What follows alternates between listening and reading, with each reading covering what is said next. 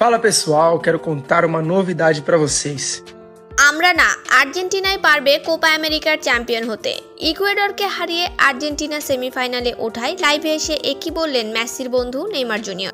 Messi এসেছিলেন দলের হয়ে প্রথম পেনাল্টি নিতে। রক্ষক আলেকজান্ডার ডমিঙ্গেজকে ভুল পথে পাঠিয়েছিলেন বটে, কিন্তু তার প্যানেলটা শর্ট বার পোস্টে লেগে চলে যায় উপরে।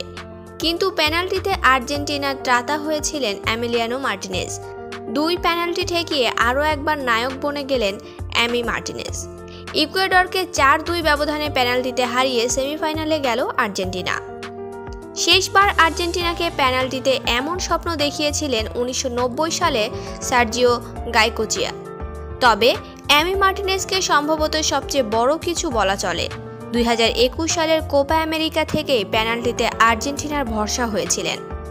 ইকুয়েডরকে হারিয়ে আর্জেন্টিনা সেমিফাইনালে ওঠায় লাইভে এসে নেইমার জুনিয়র বললেন, আর্জেন্টিনা ভালো দল, তারা অনেক পরিবর্তন হয়েছে, তাদের কোপা আমেরিকা জেতার ক্ষমতা আছে, তবে আমরাও পিছিয়ে নেই।